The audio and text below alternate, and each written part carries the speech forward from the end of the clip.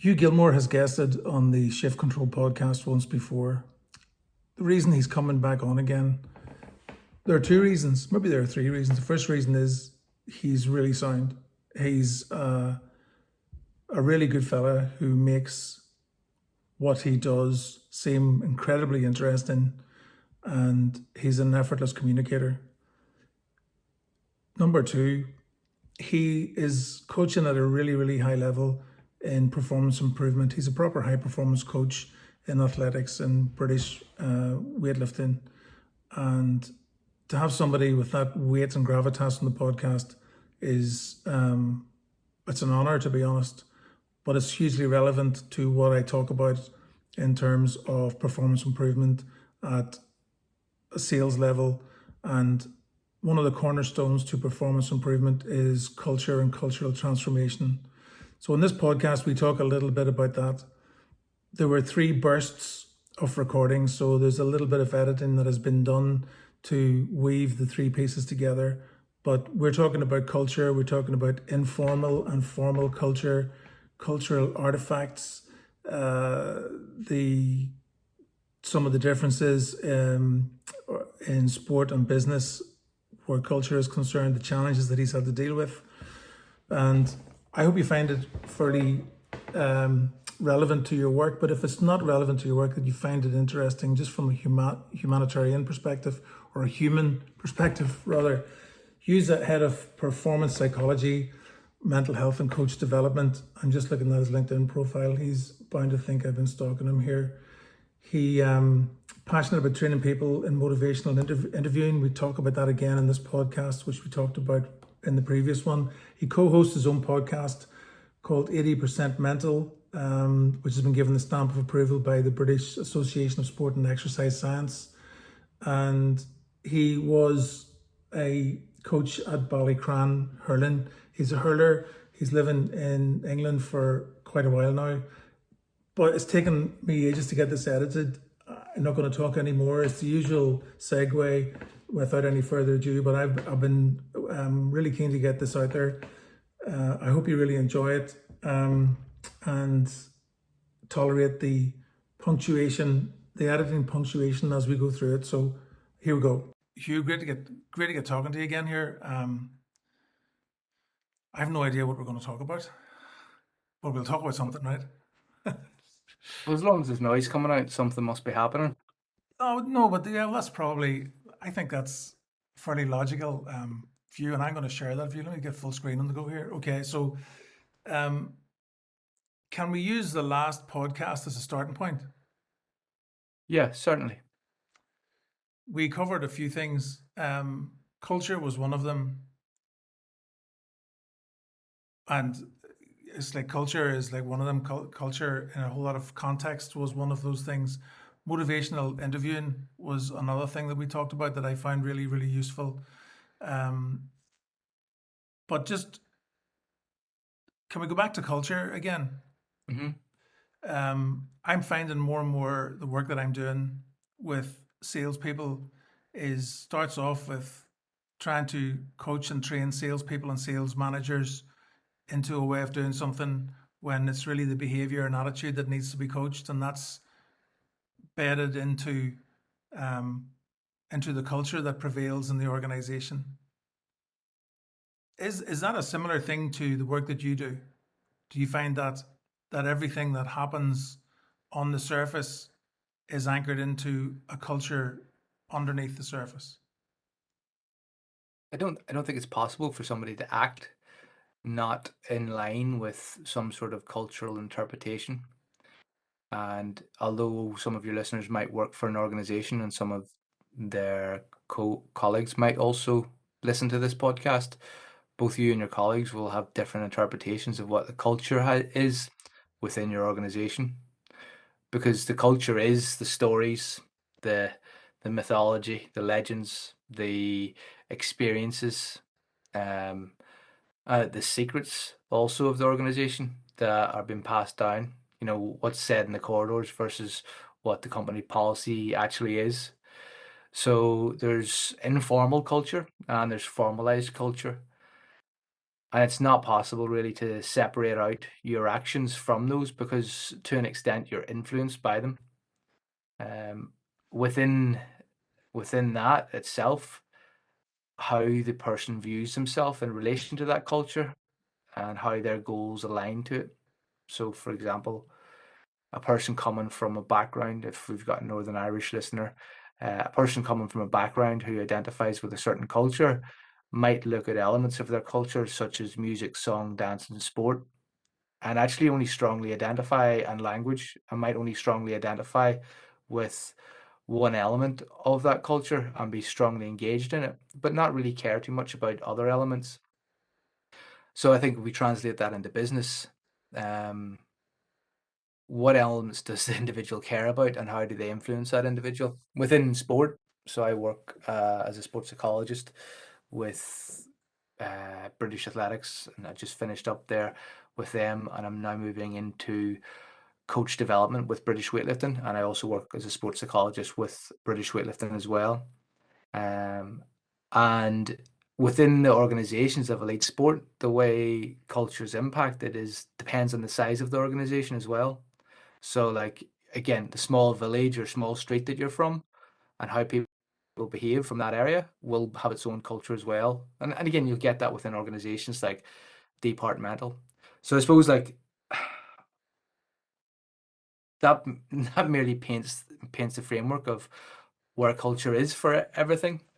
Um, but I'd say pretty much that you can't take an action without actually considering the culture, and without considering how the cultures influence that action. But also at times people will go against the culture, and that's also not a bad thing. And it's especially not a bad thing if you've got a bad culture, because to put a context to this, the difference between culture and tradition is that tradition is what people have always done and is stagnant. Culture is what's evolving. Now, I don't know if anybody listens to young folk these days. God, I'm starting to sound old. But like just even the language that some young folk, because I'm working in England, they use words like paying, and I think that means good, and other like lingo, and it's like that's evolution. And like I still say the word cool, yeah, it's cool. But I'm sure like years and years ago that was a weird thing for people to repeatedly say. And now it's uncool to say cool. But the point I'm making is that you should always criticize your culture. You should always hold it up to the fire, because it will burn away of what's not necessary. And criticize your tradition, and that'll help it grow. But also recognize that actually part of what it does is it tells a story that we can hold on to and align ourselves to and actually act in a direction towards. So it's important not to burn it away entirely. So at times it might be important to grow it. So that would be my thoughts on culture. Like that's mental. I've got so much I want to fire back at you there. The idea that of the formal and informal culture is something that a lot of people that I work with don't really consider. You know that I'm maybe not getting this right. There's probably a scientific or a psychological term for it, but you know I would always consider that people have a public, a private, and a secret. You know, public Mm-hmm. persona, the private persona, and then the stuff that nobody knows. It's like the Johari window stuff, Mm-hmm. where you've got the blind spot. The first blind spot that I notice with businesses is that they think the culture is okay, and then whenever you're Mm. talking about changing the culture, it's like, well, and again, we've mentioned this before for definite. Is like, well, we've done culture now. Can we move on to getting some new carpets? And the idea that there will be two types of culture would be complete a head wrecking session for them. Can you talk a bit more about the informal culture and the formal culture, or is it really obvious? Are the two really obvious? No, I mean, and we shouldn't be afraid of speaking about the obvious, even if it is obvious, because to some people it's not. Um, when we think about informal culture, right? Informal culture is, and this may be actually controversial in today's society, but like holding the door open for somebody, is that a good action or a bad action? I don't know. I've heard people say that holding the door open for someone else if they're female and you're male is actually bad, um, because that shouldn't happen. But again, like I would hold the door open for some people when they're close enough, and that's just it, whether you're male or female. But the point is that it used to be culturally that men would hold the door open and it was informal. It wasn't really written down. Maybe in some book of manners it was written down. And now it's sort of changed. It's changed that maybe people just hold the door open for each other. Maybe it's good manners. I don't know. But the point I'm making is that there's things that are not written down that are part of culture. And if you look into some of the research in culture, it talks about cultural artifacts, which are formalized things whereby people behave in a certain way. Um, so a cultural artifact might be your values up on the wall. It might be how you format the emails and send them out and what they contain. It might be how you address sales target, how you promote people, or how you celebrate their success. Yeah. So those might be sort of your cultural artifacts about how you go about a certain thing. But informally, there might be other things going on, such as, how do people conduct themselves towards each other and their teammates? What banter is it that goes on between people who are competing? But ultimately, if there's healthy competition within your sales team, for example, that's great. But as long as they're working together and actually it's not a healthy competition whereby I'm trying to cause everyone else to feel so I look good, Yeah. because ultimately you want them all doing really well. But the point I'm making here is that the things that are not written down, and you know this because you can ask people, like, give me an example of something that you do that isn't written down in terms of your behavior that is common to that environment, right? It might be taking an extra 5 minutes on your lunch break and nobody caring. And some people might listen to that and say that's terrible. Some people might listen to this and say that's brilliant because it shows that actually we're not here to count minutes. We're here to count production, which is number of units produced. If you taking 5 minutes more and us having a relaxed culture results in you feeling less stressed and therefore enjoying your work more and you sell more, well, happy days. But then I've worked in sales environments before, where it's like every minute's counted, and it's like, well, that just gets on top of me and feels restrictive. Um, are you judging my performance, or are you judging like the non-essential? I mean, KPIs. What's the opposite of a KPI? Uh, a non-key performance indicator. Like, Yeah. how many organizations measure non-key performance indicators? Yeah. Um, Yeah. or culture depreciating performance indicators. Maybe they should be called some of them. So yeah, I mean that's what I mean by informal and formal. One is we know where it is, we can locate it, we can see it, it's there on the board, it's written, it's part of it, a way things are done, and it will be continued. Whereas informal is like an evolving thing that happens within a specific area. Um, One of the things that you'd mentioned before was evolution, okay? And for a lot of people that I work with, a cultural transformation is revolution. It's like we got to do this because everybody else is doing it. I think it's going to buck up productivity. Um, we'll be able to attract more people. That's this immediate reaction to all of these ongoing ills and issues that they had ignored dealing with in the good times, and so they're now coming up and going, we can culturally transform this. On top of it, it's the idea that it's just a sales thing. So it's organizational. And you mentioned size and scale as well, which is interesting to come back to. That, you know, the the platform for me for a cultural change would have to be truth. It would have to be like everybody really wants this to happen for the right reasons. It has to be a level of integrity and honesty and sincerity in driving this forward. And some people that I'm speaking to, there's not really the idea of informal or formal. There's no boundary, and it's not evolution. It's just they need it. Let's just make it happen. Now I'm probably speaking to a certain type of business, and that's not to say that they're the right or wrong businesses. Maybe with the more mature organizations that are family oriented, family owned, and engineering and construction and so on and so forth, that there's maybe a reticence to change the things that got them to this point that they've always relied on. Like it's almost like a leap of faith.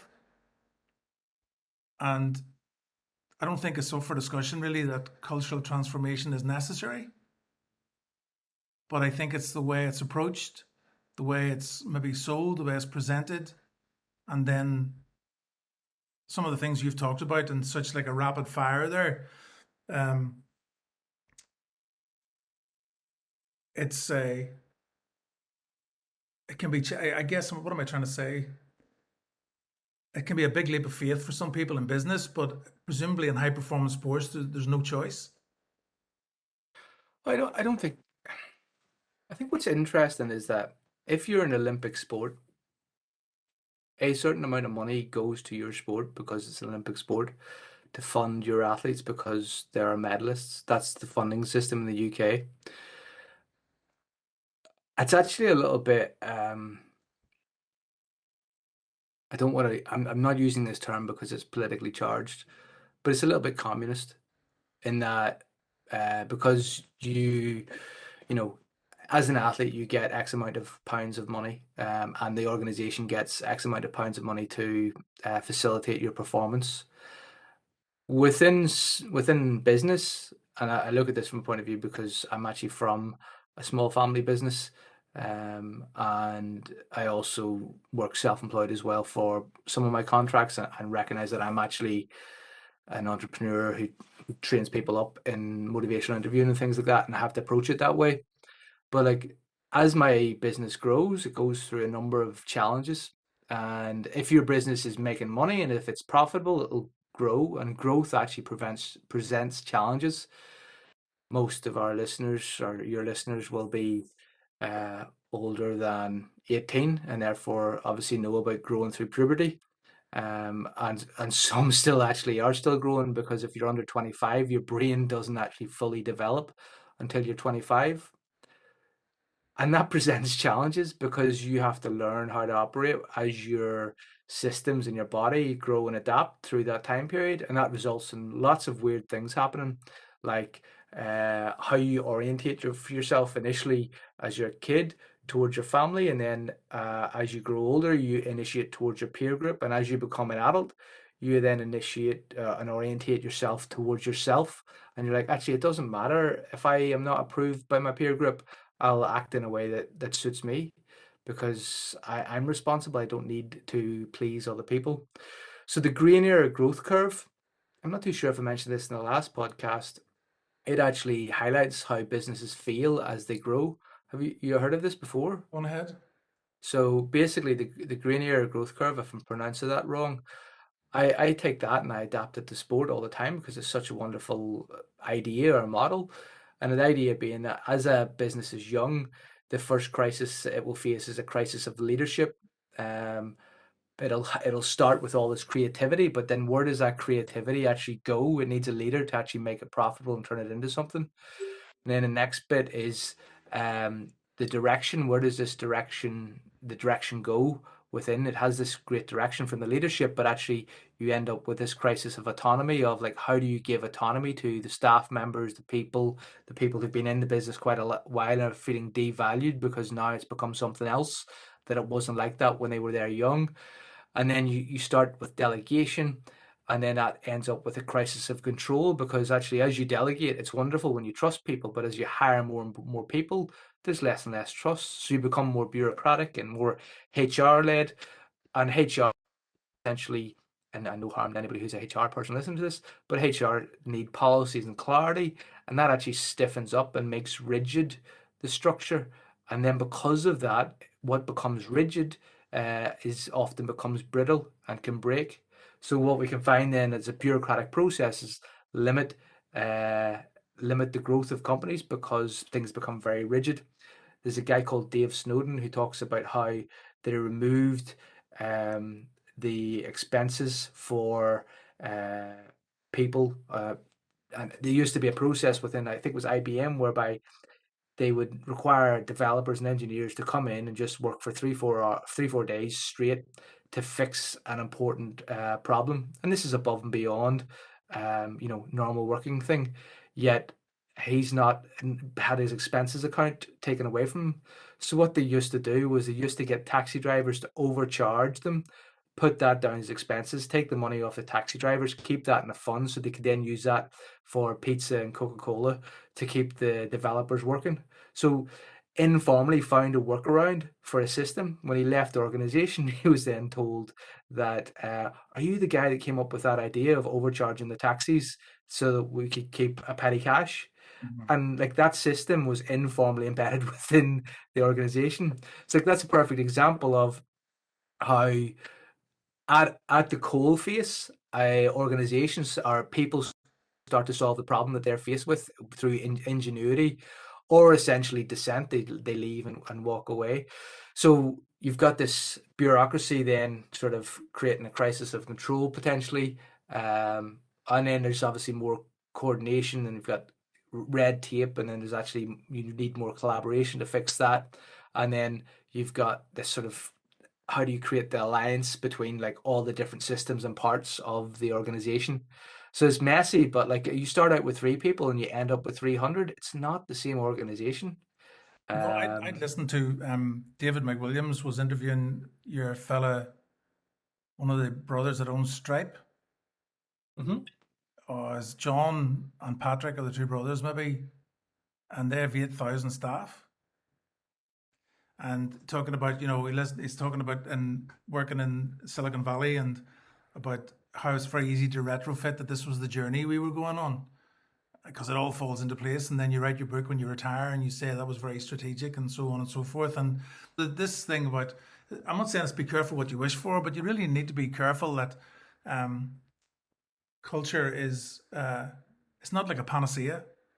No. It's not going to cure everything because the chances are you don't really know what everything there is that needs to be cured. So here's an interesting thing as well. If you look at, what does your business do now? And then if your business survived 100 years, what would it do then? And if it survived 1,000 years, what would it do with then? How does the industry change, and how do you create adaptability in in the industry? Eleiko is a manufacturer of barbells, the most expensive barbells in the world. They originally started out making, well, it's a Swedish company that originally started making waffle irons. So electric. Eleiko is partly the part of the word for Swedish is electric.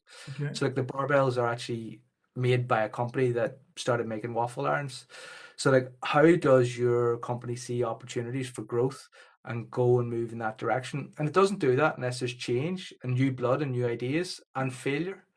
And I think people look at culture as we won't fail. This culture will make us bulletproof. And I mean this is maybe where actually critical thinking and performance needs to come in. I Yeah. actually have an hour-long talk on YouTube that's free at the moment on critical thinking. It's broken down into 3 different videos. But the issue is within business decisions is we generally take actions between, this is a good thing to do.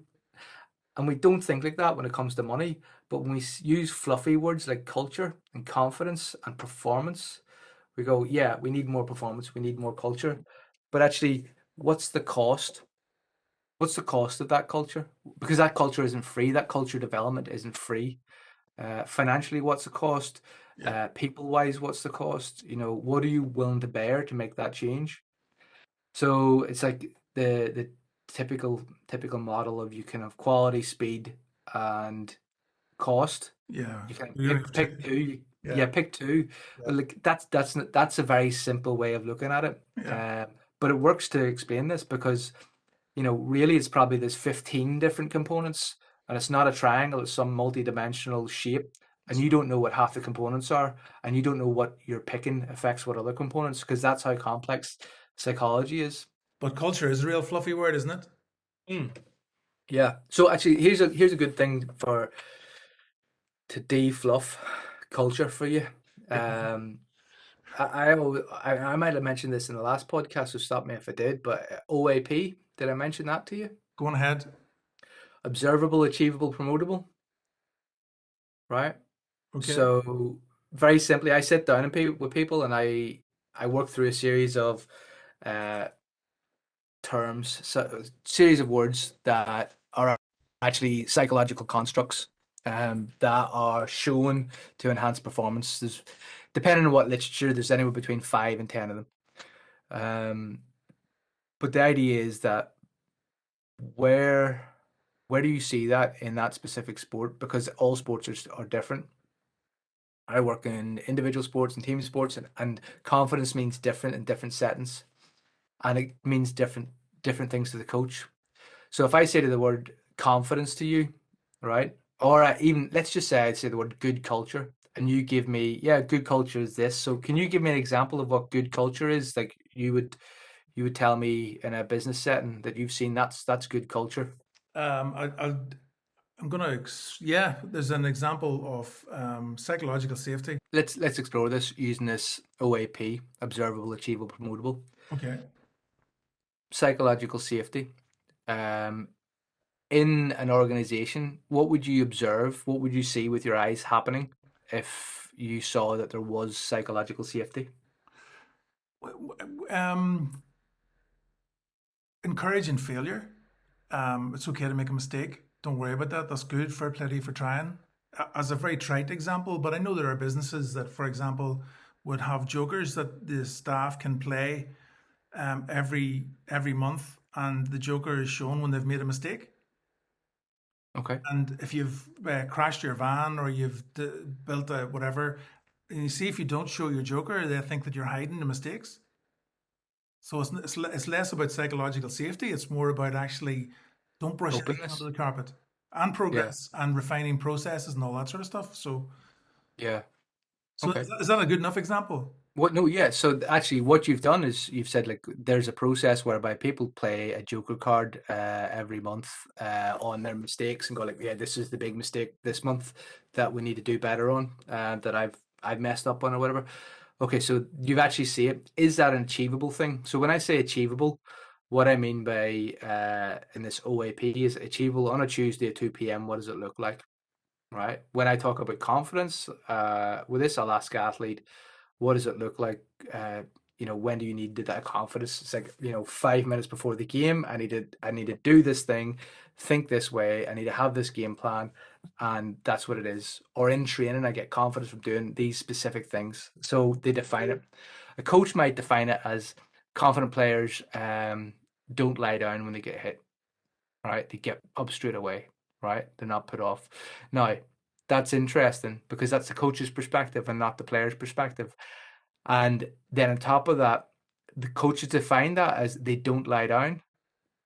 Well, you can only know that has been that sort of deficit definition, which is don't be late, for example. Well, you only achieve don't be lateness because you've described the don't be late, you've described the thing you don't want. It has to be framed in an achievable way of 2 p.m. What I see, what's the good thing I see? Not tell me what you don't want. There's lots of things you don't want, you know. Um, it's actually describe the positive behavior you want to see. I want to see people who, in your case, psychological safety, saying, "I made this mistake. I hope that's all right, and I've come up with this idea as how to rectify it. Has anybody else overcome this mistake or faced this challenge?" That to me, if people are using those words in that framework on a monthly meeting, you're starting to win and you're starting to show then this observable and achievable way of framing psychological safety.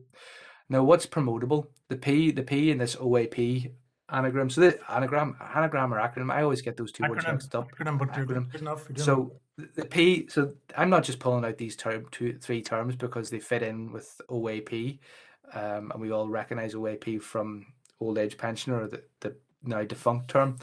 But actually, that's me taking the scientific literature and putting it into a framework that allows you to remember it. I'm not just pulling this out of it sounds nice. This is me fitting it into a model or fitting it into a way of you remembering it. So originally Achievable was called non-deficit based. Promotable is important because if your confidence comes from, maybe some religious prayer that you say, maybe some personal medication that you need to take, or some personal warm-up that you do, well, that's personal to you, and I don't need to discuss that with the rest of the team. And also, it doesn't benefit me to discuss that and highlight it with the rest of the team. But if your confidence comes from reviewing match footage and being prepared, and I go, look, she's reviewed the match footage, well done. I've said that in front of the team, and that's promotable. I'm now promoting a behavior to the rest of the team that someone else has achieved Yeah. that everybody can observe. In the psychological safety point of view, you can promote those and go like, great, well done for highlighting that. That's a new problem that we've come across. Do you know what? That well done for highlighting that. That's a problem everybody has to go through. So and so's a top salesperson. They've done that 7 times, and it took them 8 times before they worked out how to stop that. That's a promotable behavior. So can you turn your definitions of what it is you think you want into things that are observable? You see them, achievable. It's framed in a non-deficit based way and happens at a specific time and place. And then promotable, we can talk about it openly as a team that people are achieving this fluffy term of confidence, psychological safety, good culture, or whatever it is. And what if it's personal though? It's okay to have stuff as personal too, isn't it? Oh yeah, yeah, massively. Like, and again, with individual athletes, like I don't care that the stuff's personal, but if I'm building a team, I want to try and get to the point where we talk about promotable stuff that's actually team based. Yeah. Because if what's going to be easier, it's that going back to that scale issue. If I have 25 athletes, I I can't waste my time making every single one of them have this personal understanding of what their confidence is. I need to go to what is like a group source of confidence Yeah. and what can I promote amongst the team. I think the biggest thing is if I'm working with a team is that you've got 15 opinions of what confidence is, or 15 opinions of what psychological safety is, or 15 and plus the managers, plus the backroom staff, plus the committee, and Yeah. it's no different in business. So Yeah. my view here is like we need to look at how, first of all, you get out that knowledge, and then two, how you shape that knowledge into something that's usable. So you need to take out people's opinions. You need to put them into something they agree with and they can all get behind and then work from that framework. And that takes a period of time. Now, there's a degree of difference in that when you do it in sport, they're there because they want to be there. In business, they're there because you pay them. Yeah. And you're going to have people who are motivated because of the money that you pay them and the fact that their job is on the doorstep and that, it has certain other benefits that fit in with their other goals in life. That's perfectly fine. Because what we find in elite sport is some athletes are just motivated by the money and the opportunity. Some are motivated by the status, and some they all perform. It doesn't mean that because they don't really love it. Like who really loves selling cat repellent? Cat repellent pellets. Who can really say that they get out of bed to sell cat repellent pellets? Right? Like I'm just saying that because I actually want, if anybody knows anybody who sells really good cat repellent pellets, please get in touch because I have an issue with cats at the moment, and my flower beds. So, but the point being that how people connect to your business that you want, or your product or your department, might be different from what your ideal or utopian view is on it. And you need to find a way of connecting that in that doesn't actually say, here you're shit because you can't really get behind the value of these cat repellent pellets. Can you actually get behind them and go like, you enjoy working here because we're good crack and actually because we've got good benefits and we pay you well and we respect you and it's a nice environment. And here's how we want to keep this going so that we can continue this for you. Yeah. Um, you know, The selling is almost a consequence rather than the main focus, or it's an outcome. yeah, yeah. Selling is, or selling done well is a consequence of the environment. It's a byproduct of the environment that you've created, and you could be selling anything. So I mean, and that's the thing is like, if we're identifying, we talked about KPIs and like, and then culture depreciating KPIs, before like, but like when you're creating this, like base everything in reality. Like if you're not basing things in reality, you're essentially demotivating people. Like if you go and tell somebody that you're the world's best salesperson, you could be the world's best salesperson. That's actually that's not beneficial. It's not you believing in them, and that's all that's doing is placing your judgment and expectation on them, and they're then going, they expect that of me. You know, I find it hard getting out of bed, and I don't particularly like this organization, and they haven't replied to my email about my holiday that I asked. Do you know, it's like, actually go and ask the people you work for, what can I do better to help you do Yeah. your job? And if you do that, Yeah. everything will start working. What can I do better to help you do your job? When you say that to your customers, look, we have these products. This is what our products do. What do you need from our product that our product doesn't provide at this cost point? You know, Well, um, this is really very. It's not timely or fortuitous. I guess is the reason that we're speaking. Hugh, is that when I interviewed Noel last week, and this is the sound of smoke not been blown, but he's a proper high performing salesman and sales manager. His figures and stats, the CV gives all the credibility. There's visibility and credibility. It's all fact, you know. And he talked about that line, you know, with building a culture with the staff, is that, you know, it's not enough to say I wouldn't ask you to do anything that I wouldn't do. It's like they want 360 you know, performance reviews, and he's happy to say what can I do better for you and what can I do better for me. And that's an incredibly position of vulnerability. Do you know you're putting yourself in, and that's like, if you're putting that out there sincerely, like you know, it's not always going to be good that's coming back, but it's character forming and it's help. It's proper help, you know. Um, do you know I'm training a number of therapies that I use within the performance setting. One of them is Rational Emotive Behaviour Therapy, which actually evolved out of Stoicism, so elements of Stoicism and other philosophy. Give me that acronym again there. Rational Emotive Behaviour Therapy, REBT, and the Okay. other one is Motivational Interviewing, which I train people in.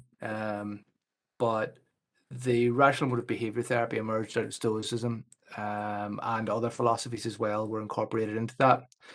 And one of the interesting things about it is that whenever within Stoicism, like, if somebody insults you, if somebody says something bad about you, the first thing you have to do is consider, is that true? Right? So if you go and you're trying to sell and somebody says, you know what, your product is not up to scratch, is it true? And if it is true, then your product is not up to scratch, and that's good feedback. There's no need to be insulted about it. Yeah. You know, that's just good quality feedback. But too often people, and we see this online with political opinions and views and whatever else, people are too keen to disregard a person because of their viewpoint, and sort of like say, they're rubbish, don't work with them.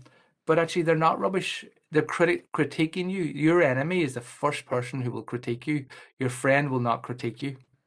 So when we look at it this way, like, you want to put yourself in the harshest environment and have the edges knocked off, because when you do that, that's great. The greatest quality of feedback is somebody who doesn't like you, who will tell you the truth straight away. That you, where can you buy that? You can't buy that, you know? Yeah. So it's a good way to take criticism. Is like, right, is this true, first of all? Because if it is, then I need to find a way of doing better. And if it's not true, then it doesn't matter. What matters more so is that, actually, how do I build a relationship with this person so that they actually see that the more correct version of the truth. So within Rational Emotive Behaviour Therapy, I ask three questions to challenge people's belief, which is essentially summarize what is reality. And the three questions are: is this logical? Is there evidence to support this? And is this helpful? And if I have to say no to one of those questions, then something has to change. So if it's not logical, it's not helpful, and there's no evidence, if one of those questions is a no, then we need to start changing what we do. And it's just a very good rule of thumb for assessing the situation. If you can slowly step back and run whatever challenge you're faced through those three questions. But I think I'm digressing here. Not Sorry. at all. This is really good. So this is give me an example then in a sporting context where you would use that. Okay. So classic example, an athlete training all their life to qualify for the games. And when I say the games, I mean the Olympics and Paralympics. And they come in and they're stressed out. They're they're a bit anxious about their situation. They're feeling nervous. They're under pressure. They can't sleep, right? and they say, I have to qualify, I better qualify, otherwise this has all been for nothing. Right? Very common, right? Overly invested. And you're going to get this in people who've like overly invested in whatever sale or whatever effort and endeavor. They overinvest in it, and they are so determined that this thing has to pay off for them. They demand that they should. And I'll find out that their belief is that they should achieve this performance, this qualification performance. And I'll say, well, first of all, is there any evidence to suggest that you'll achieve this qualification performance, or that you should do it? Well, no, because you can't tell the future, right? Now, yes, your performance is the past, and all the work you've done contribute to it, and there's strong evidence to suggest you might, but there's no guarantee. I don't know anything there is that is guaranteed, right? Next thing, is it logical that you think that you should qualify for the games? Well, actually, it is kind of logical. You've worked 8 years, you've hit previous personal bests, you're in line with that, you're pointing in that direction, and all the KPIs stack up. That's fine, right? Is it helpful for you to think that you should?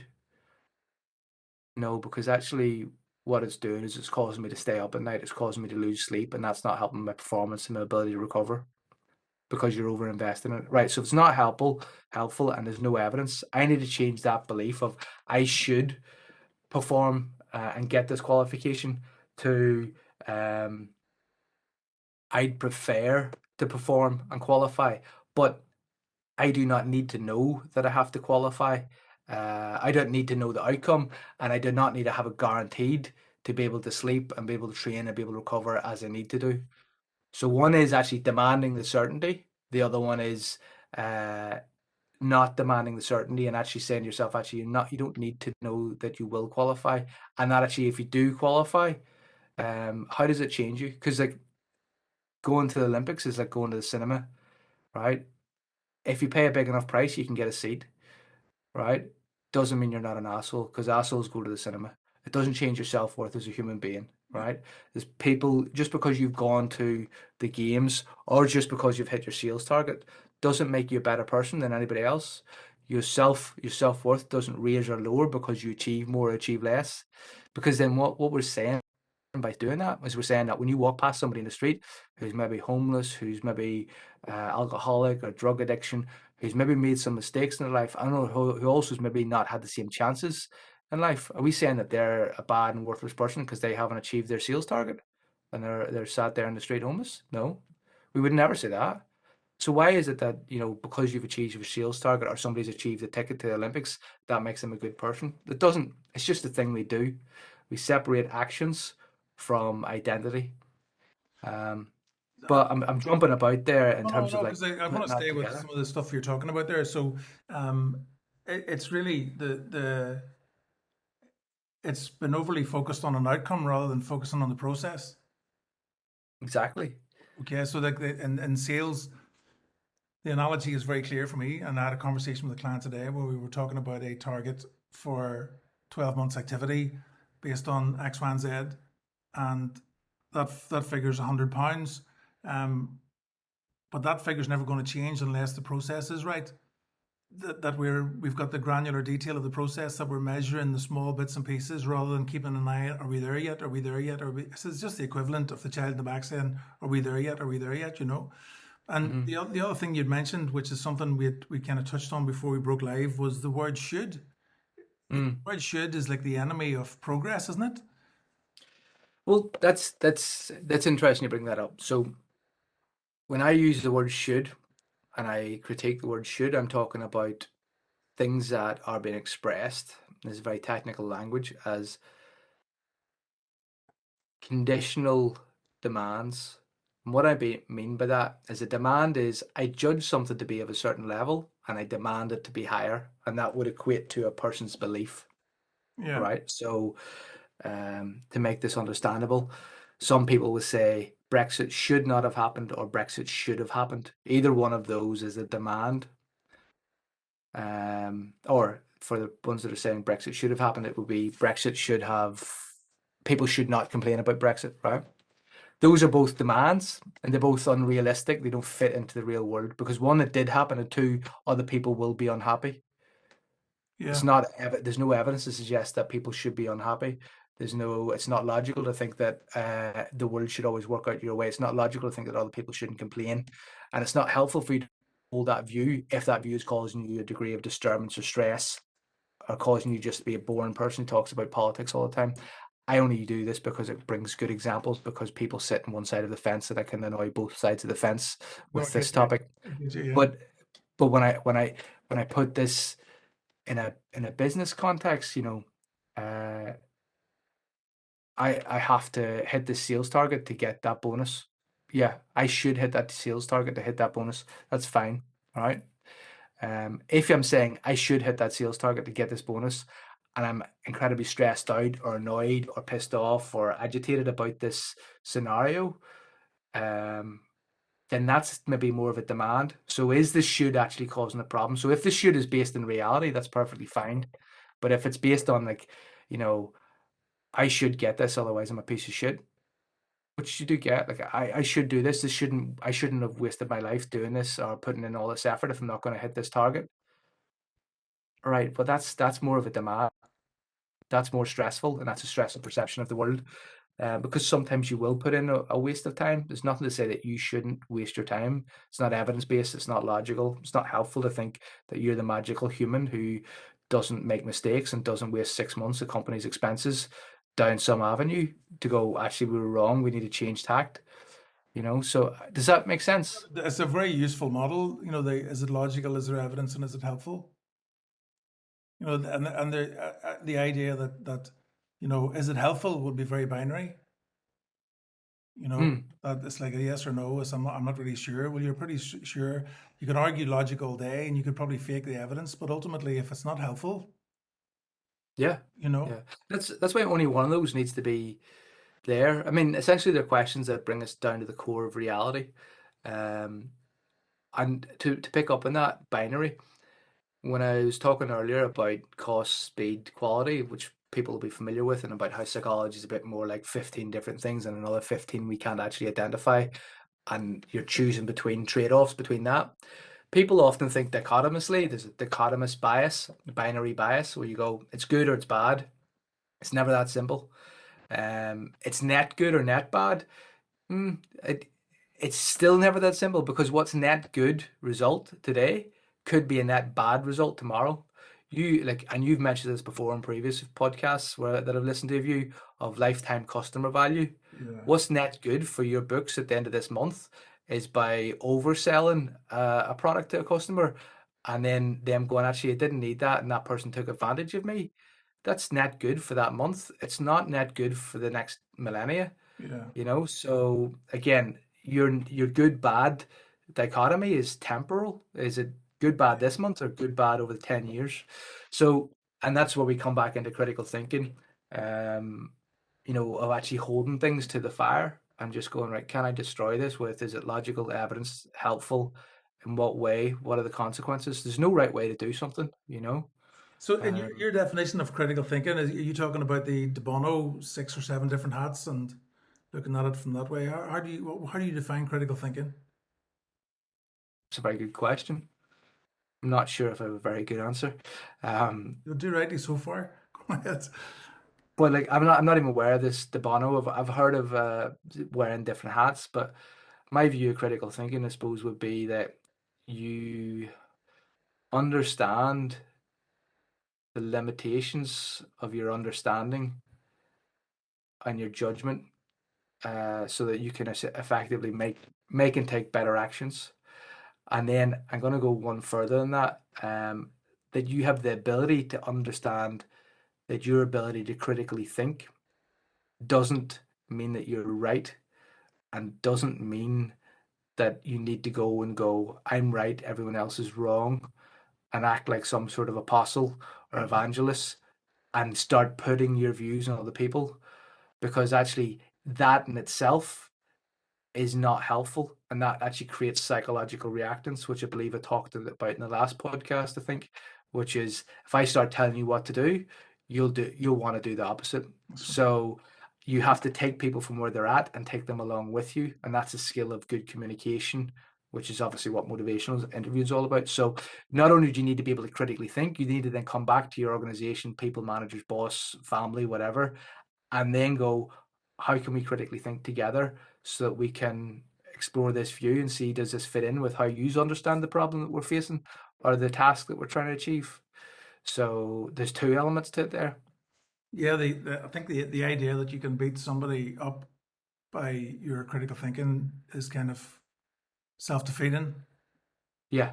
I mean, again, this goes back to, philosophy. I think it was Plato or Socrates, potentially. And I read this, there's a great book on The Dummy's Guide to Philosophy, which I read, and I'm one of the first earliest chapters of it, before I got into some of the heavier stuff, was like, philosophy is about arguing in the extent that we argue together about an idea so that we refine the idea and the understanding together and we both move to place of better.